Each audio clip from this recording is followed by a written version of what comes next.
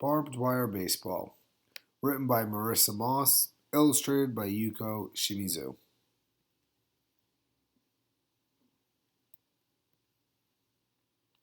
Then he watched the wooden bat thwack the baseball, hurling it high and straight.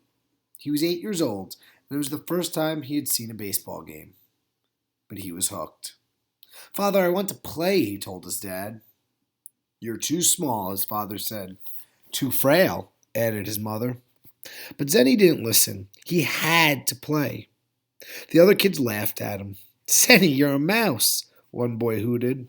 "A teeny tiny one," another kid called. None of it mattered. When Zenny had a ball or a bat in his hands, he felt like a giant, and soon he played like one. Many springs had passed since that first game, years of playing in the chill of winter and the sweat of summer. Zenny got taller and stronger and better at baseball. "Why are you wasting time with a silly game?" his mother asked. "You should study and become a doctor," his father said, "or a lawyer." But Zenny knew exactly what he wanted to do, and when he grew up, he coached, managed, and played baseball in the Fresno Eastside League and the Fresno Twilight League. He was barely 5 feet tall and weighed only 100 pounds, but he was a star player, casting a big shadow in baseball. Zenny was chosen to play with star members of the New York Yankees. He led his teams in exhibition games in Japan. He even arranged for Babe Ruth to play there. But that world collapsed for him when the Japanese attacked Pearl Harbor in 1941. For the first time since he had picked up a bat, Zenny felt as if he didn't measure up.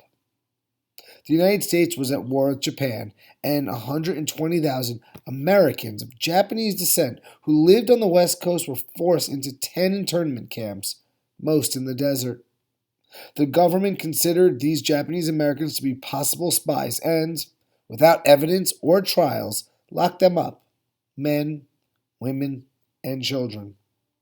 American citizens all were treated like prisoners of war, housed in barracks and penned in with barbed wire.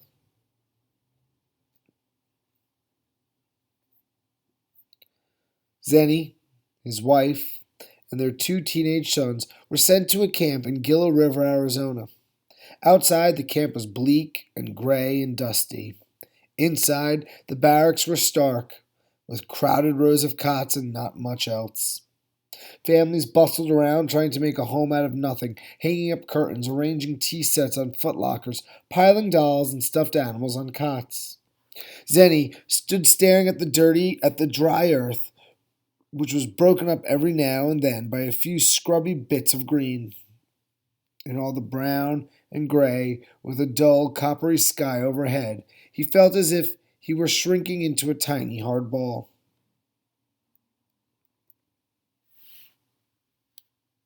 There was only one thing that could make the desert camp a home: baseball. Zenny unpacked his favorite photo, the one that showed him in uniform, lined up with baseball legends Babe Ruth and Lou Gehrig, towering like redwood trees beside him. He had played with the Yankee Stars in an exhibition game back home in Fresno, and he hadn't felt small at all. He pinned the picture up over his bed. He was going to play baseball again, here in the desolate middle of nowhere.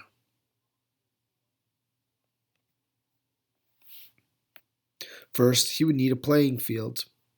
There was plenty of empty space, but it was dotted with sagebrush and clotted with rocks. Didn't look like much of a field.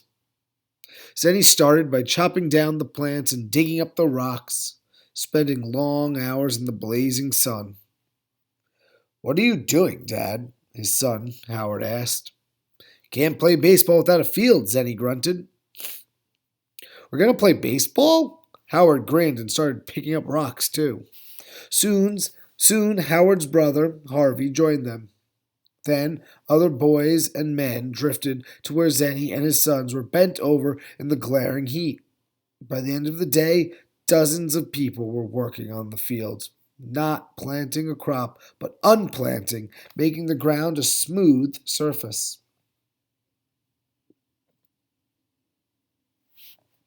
Once the brush and the biggest rocks had been cleared, Howard and Harvey were ready to set up the bases. Looks good, Howard said. We're almost set.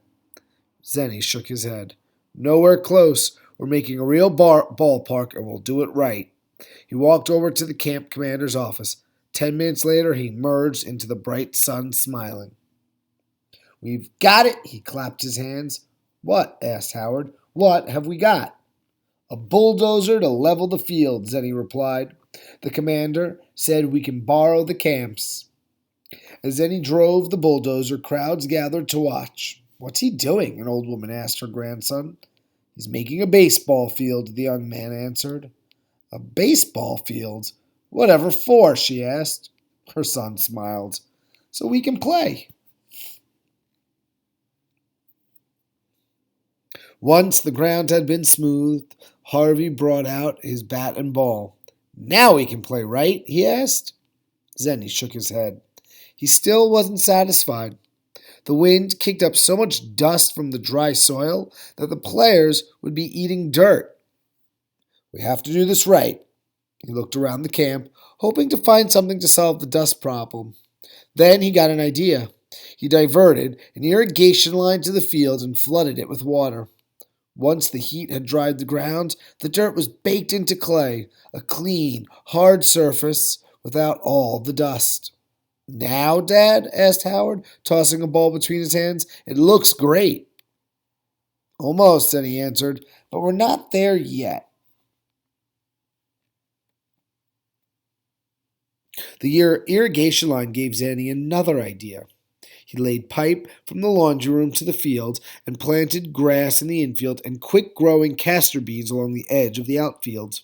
The pipe fed water to the plants, and soon the clay and grass took on the shape of a baseball field with a castor bean fence.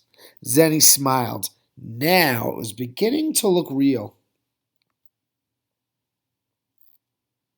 Come on, Dad, Howard urged. Can't we at least mark the bases now? Go ahead, Zenny agreed, but we're not done yet. Howard used flour to chalk the foul lines, and his mom sewed the bases from rice sacks. It's perfect, Harvey said. What about the spectators, the fans? Zenny asked. Where will they go? Both boys shrugged. Can't they stand around? Howard asked. Or we can build rows of bleachers, Zenny said, like a real baseball field. That night, Zenny and his son snuck out of their barracks. They were not allowed outside after dark. Zenny felt like a boy again, tiptoeing out of the house with his bat and gloves so his parents wouldn't see him.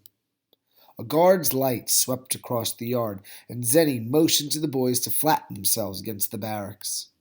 They waited for the beam to pass, then crept on. They didn't know that the guard had seen them, but the commander had told them to let them go, so as long as they didn't escape. The commander was curious to see what Zenny wanted now. The three of them scrounged wood from the fence surrounding the camp. They removed every other post, careful not to damage the fencing. Then they took wood from the camp lumber yard. That gave them enough material to build a backstop and 5 rows of bleachers behind it. The next day they set to work again, this time sawing wood and nailing boards. When Howard finished hammering the last row of seats, he wiped the sweat from his forehead and gaped at what they had made. There, in the middle of the desert, on the edge of an internment camp, was an official-looking baseball field. The rest of the place slumped, dreary and sad, but the baseball field glowed green with hope. Now, Dad, Harvey asked. Almost, Zenny smiled. We have the field, now we need the equipment. He passed a hat among the families collecting money for gear. In an hour, he had enough to send for bats, balls, mitts, and hats from Holman Sporting Goods back home in Fresno. Several women sewed uniforms out of potato sacks. When the box of equipment arrived, Zenny let Howard open it. Now, Howard, he said, now we can play ball.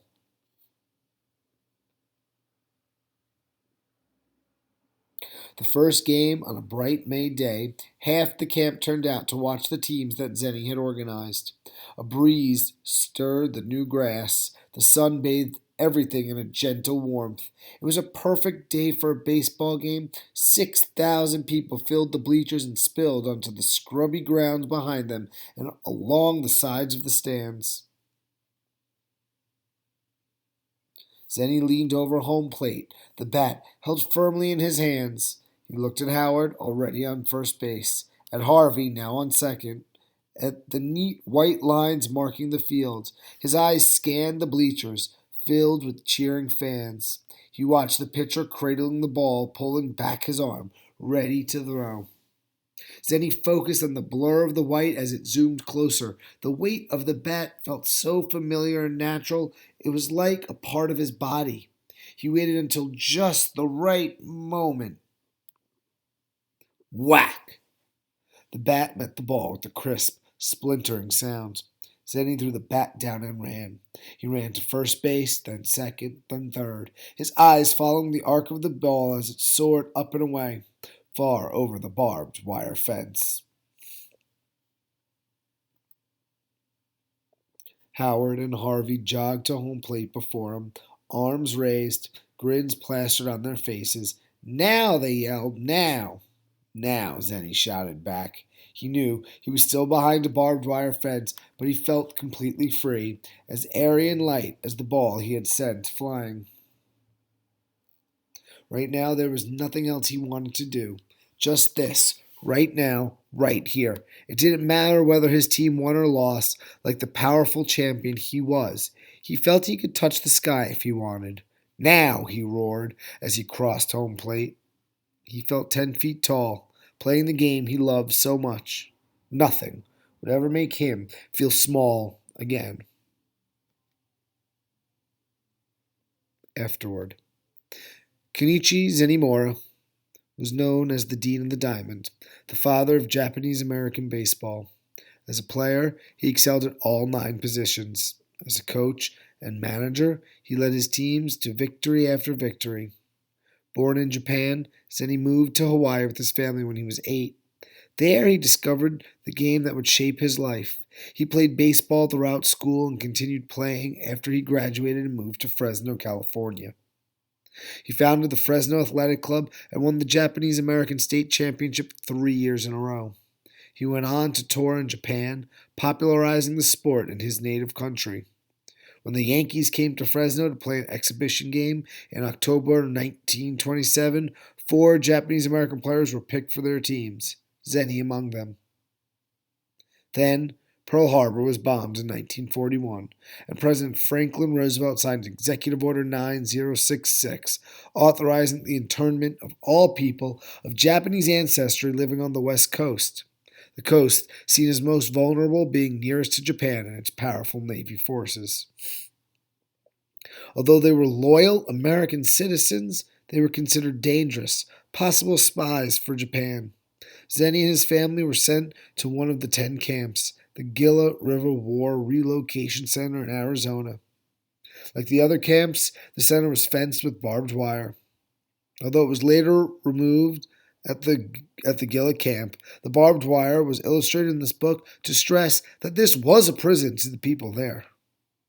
Despite the harsh conditions, Zenny kept playing baseball, building a field out of nothing. He organized 32 teams into 3 divisions. Games were scheduled every day. When the camp closed in November 1945, the field was left to the desert creatures. Back home in Fresno, Zenny built a new ball field. After their experience playing ball in the internment camp, both Zenny's sons went on to play big league baseball in Japan for the Hiroshima Carp.